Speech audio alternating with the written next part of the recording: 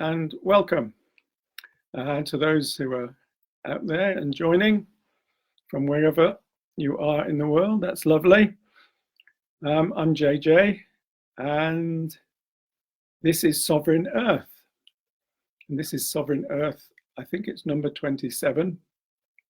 And we're going to be examining aspects of poetry. We're going to look at the power and the potency of poetry, from childlike poetry through to sublime poetry.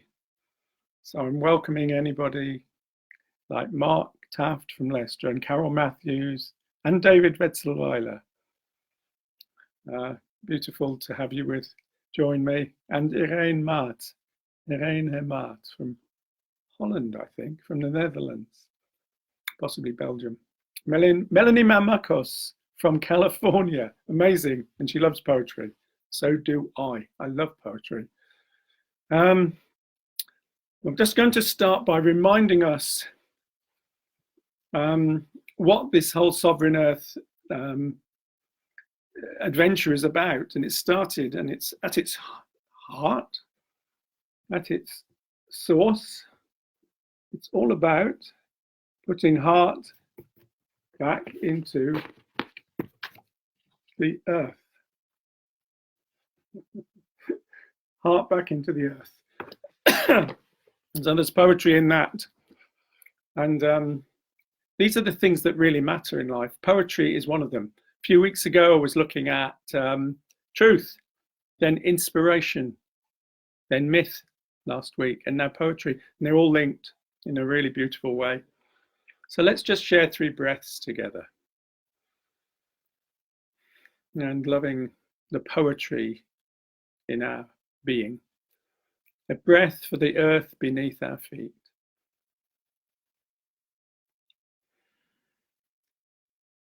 Breath with the sky above us.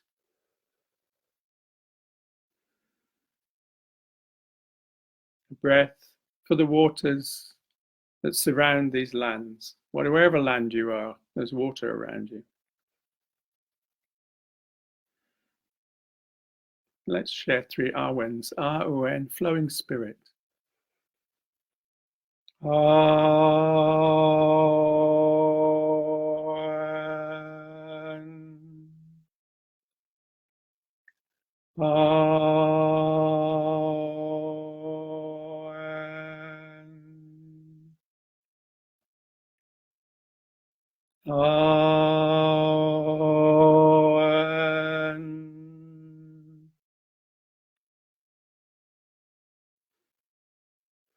And that Arwen and flowing spirit has a connection with where poetry comes from, which we'll look into as we go along.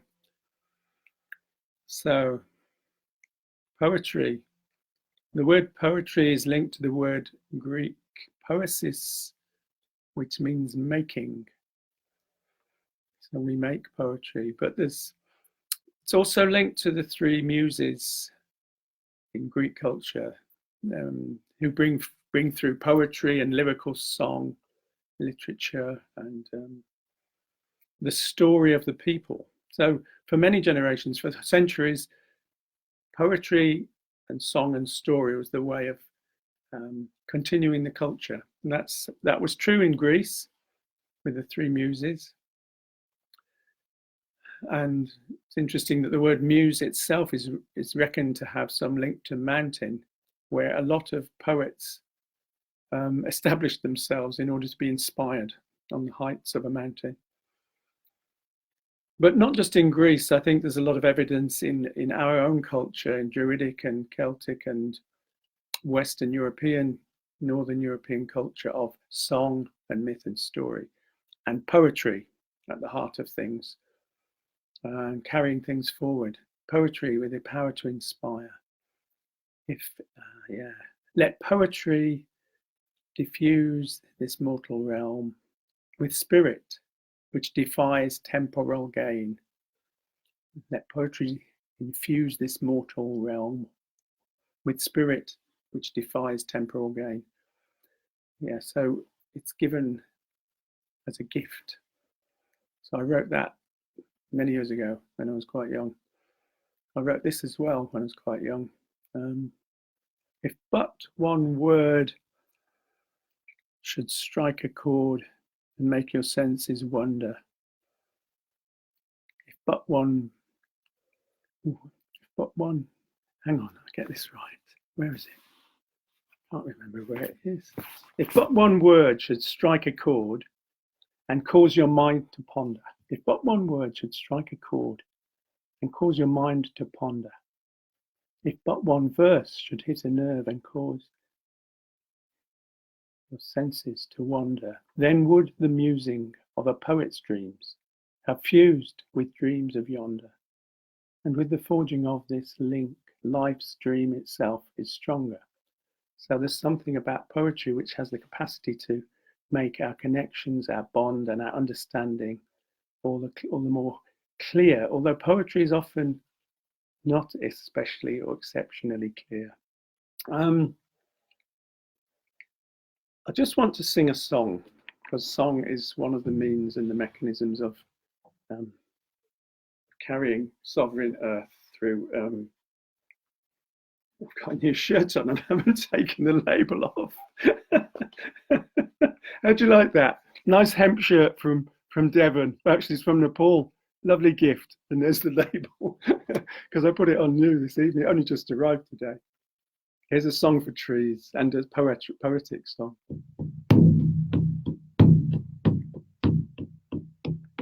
Beth Yodu, Beth Yodu,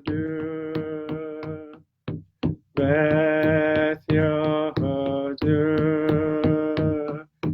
Beth Yodu,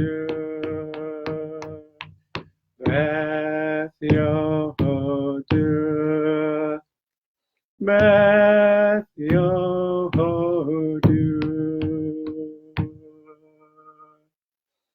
Thank you for all the little things that float up the screen, the gifts. So Beth Yohodur. So Beth is the tree of the poet, the birch. Then there's Yoho, the yew, the tree of the orate, and Oak Dur, the tree of the druid. Now, so let's just look at. Yeah, I wrote a little more of a ditty when I was. I said, why shouldn't poetry rhyme? Children like it that way all the time. They are closer to our maker, after all. So why fall for loss of rhythm and of meter when childlike song, though amateur, is sweeter than adult prose? Now we're going to range through a whole. I'll take you to more sublime and more refined poetry, but there's a lot of truth in that. The rhythm of song, like poetry, children know it and they love it. And I think we all do. In our deep embodied bone structure, we carry the poems and the songs of our ancestors. And poetry runs deep, and it has this capacity to really bring out that which cannot be seen.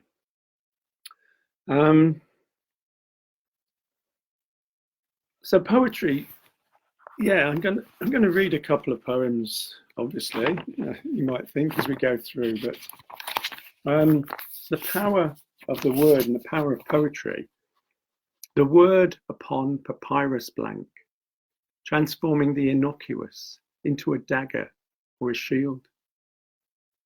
Mere squiggles on the open page can turn a man from calm to rage. The silent movement of the pen, the deadliest of weapons when well-crafted words take on a might, flying like arrows through the night, a clue to mystery revealed. Words bring out that which lie concealed. So this is the wonderful thing about poetry. They bring out that which lies concealed. And it's interesting that if we look at magicians or sorcerers and spell making, Spell itself is to do with words and the spelling the individual letters of a word. And poetry also figures in, it's a magical realm. Magic is a word that we find in the word imagination. So our imagination is the place of the magician and of magic. Anal nathrach uthvas bethud dochiel dienve. Anal nathrach uthvas bethud dochiel dienve. Some of you may have heard that. Some of you may think, what on earth is that? I mean, it's a spell of making from, I'm not sure quite where it comes from. It's Elvish, could be Lord of the Rings, but it's been used in various films. It has a power, even though those words don't probably mean anything. It translates as breath of dragon, of life and death, your charm of making. So it's a spell of making, breath of dragon, life and death, your charm of making. But we don't have to understand words in poetry for the poetry to resonate and come through and make sense. There's poetry in prayer, and there's I'm trying to think of the Gaelic prayer.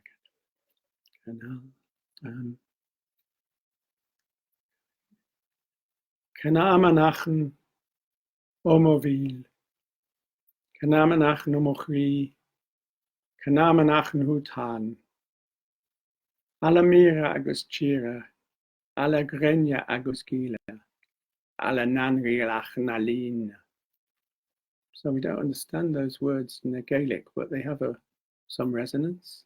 While, I speak these words from my lips. I speak these words from my heart. I speak these words to thee, thyself. Wild Lord of the land and sea, wild Lord of the sun and moon, wild Lord of the beautiful stars. Kanamanach no movil, Kanamanach no mochri, Kanaman achn hud an, Alamira agus chira, Ala grenya agus gila, Ala nanril achen alim. So poetry. Now there's I'm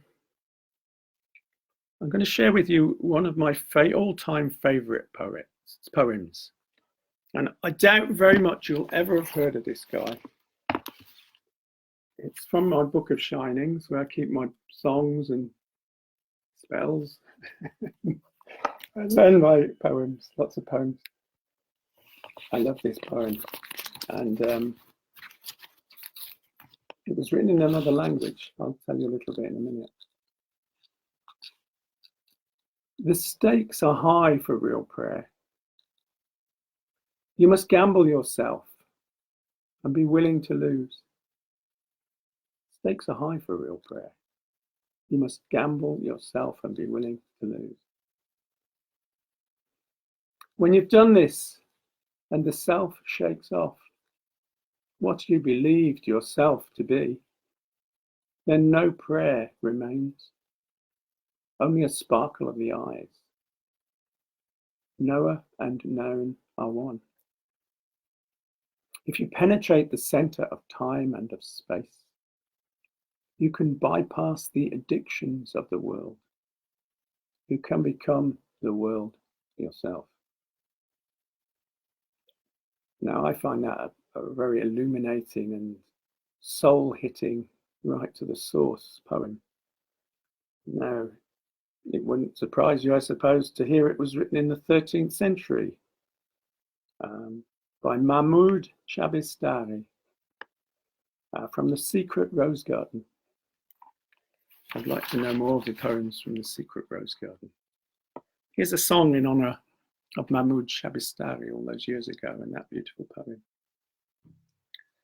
Ishkala, my bird lila,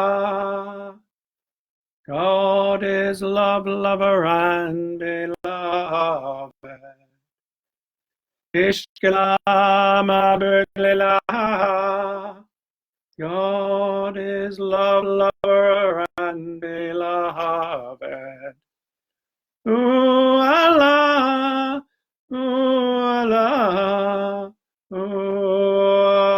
Allah, oh Allah, oh Allah, oh Allah. Ishkala, ma'bud lillah. God is love, lover, and beloved. And I think poetry touches on all those aspects: love, lover, and beloved. Reminds us of our connection to the divine. And it's interesting, isn't it? Poetry can make us cry for joy, and it can make us cry for sorrow.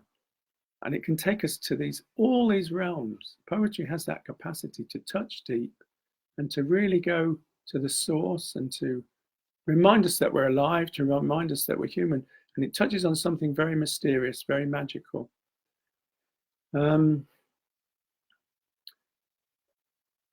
There's another poem that's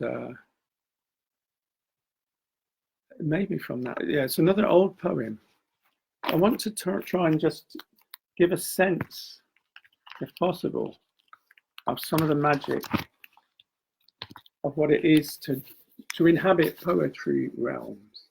Some of you may know it from the bardic work in Druidry, or just as a natural poet. There'll be a poem somewhere along the line in our lives that will have touched us. Here's one that really touched me. I think it's Hafiz. It's another one from around that time. Isn't that interesting? It's called All the Hemispheres. Sink into this one, I invite you. Leave the familiar for a while. Let your senses and your bodies stretch out like a welcome season onto the meadows and shores and hills. Let your senses and bodies stretch out like a welcome season onto the meadow and shores and hills. Open up to the roof.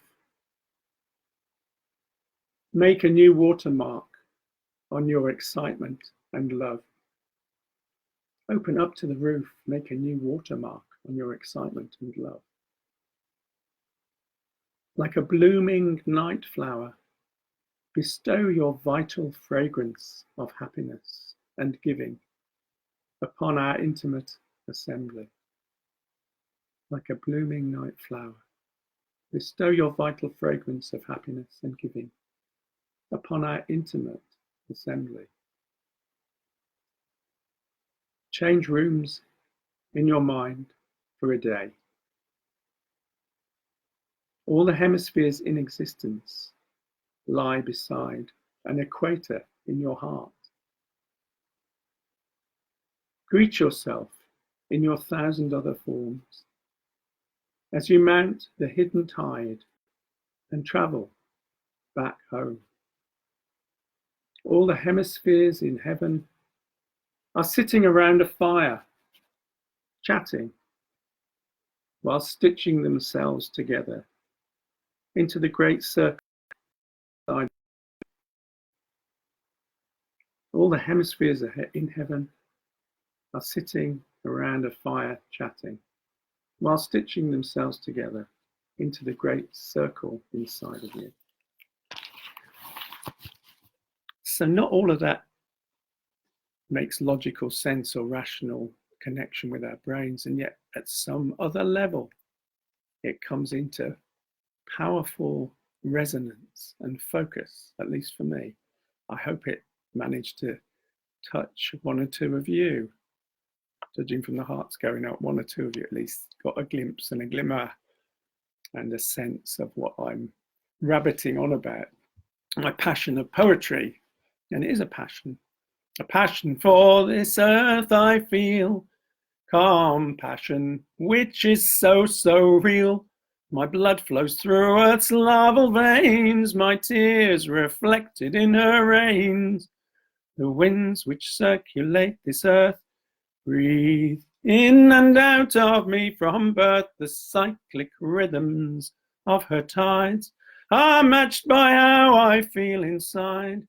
Yet most remarkable of all, open your heart to hear the call. The essence which I know is me is here in everything I see. The essence which I know is me is here in everything I see. Now, I wasn't going to do that, but it came out spontaneously in that moment. It's an old poem. I wrote it as a poem and it became a song. I have several like that.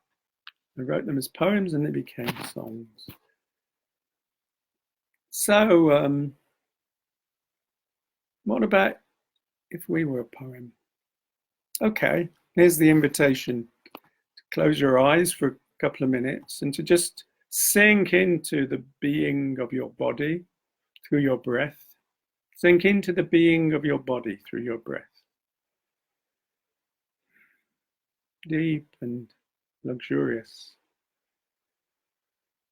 and beautiful.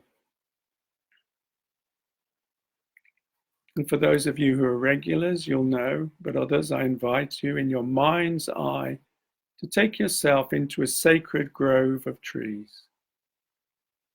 A large grove of trees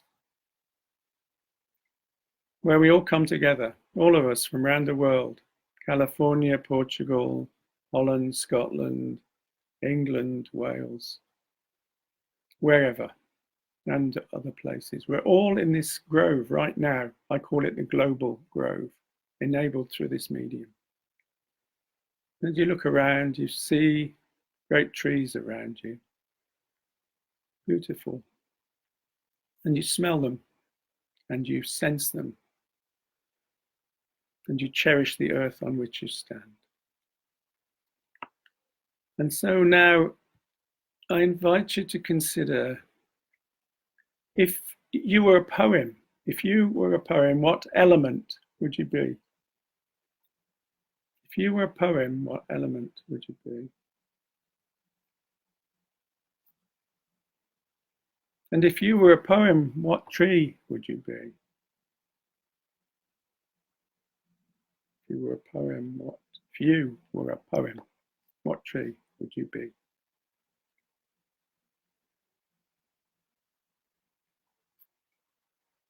And if you were a poem, what landscape would you be? If you were a poem, what landscape would you be? So I invite you to take just a minute or so to weave a poem in your imagination around those three things. If you were a poem, what element? If you were a poem, what tree? If you were a poem, what landscape? So with whatever came up for you, just take a minute's silence to weave some words together, linking those three.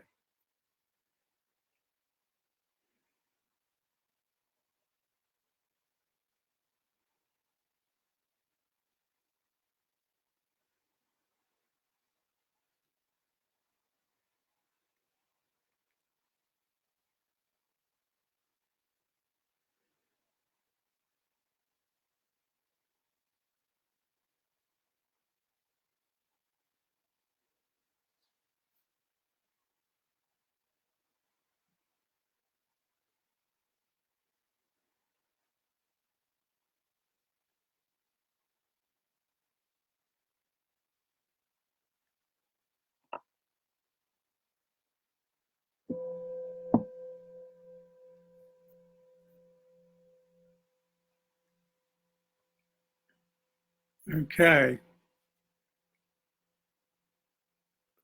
It's interesting what you might have got. Maybe one or two of you might share what you came up with. Maybe you were surprised. Maybe you weren't. But it's interesting. Like I wasn't doing the exercise, but while I was sitting in silence, something along the lines, it would probably need a bit of crafting, but something along the lines of fire-bedecked birch, straddling the vast Siberian tundra. So it's like a haiku. Haiku is a form of poetry, very short and very succinct. Maybe you came up with your own haiku. in that moment, in that time. I just wanted to share a poem I wrote about a tree, about trees a few years ago. Celebrate tree, celebrity. So this poem, then a song, and then we're done. I bow before your boughs, O mighty tree. I bow before your boughs, O mighty tree. I open my heart to your heartwood. I rejoice in the soil of your soul, in the soul of your soil. Each of your leaf veins mirroring and matching the veins in my leaf hand. For I am a human being as well as a human being. And the oak is an A-OK tree. I take my leave of you as leaves take their leave of you, gracefully, gently, peacefully, thus taking a leaf out of your own book. So I choose to bark up the wrong tree rather than no tree at all. And if your bark is worse than your bite, then clothe me in your bark and bite me deep into the heartwood of my own longing for you, O sacred tree. Celebrate tree, celebrity. So a song just to draw this together. Poetry in song, this is from the Old Irish. They had a lilt and a rhythm and a poetry, natural poetry to their language in Ireland, I find. May the road rise with you. May the wind be always at your back. May the sun shine warm upon your face. May the rain fall gently on your fields. Until we meet again, may the goddess hold you in the hollow of her hand. May the road rise with you. May the wind be always at your back. May the sun shine warm upon your face. May the rain fall softly on your fields. Until we meet again, may the goddess hold you in the hollow of her hand. So I'm going to say goodbye in a moment. For anyone who's interested, on Friday evening, same time, I'm doing a spontaneous one-off songs for the land, Enchanting the Void songs for celebrating Europe and the goddess Europa and all the gifts that Europe has bestowed on this land in the last few decades, and my sadness and grief and sorrow at parting from Europe, and how I think our land will be all the poorer for it. But I want to celebrate rather than grieve too much. Friday, 8 o'clock, in this room with a few friends maybe, we'll see. Lots of love to all of you. Go well.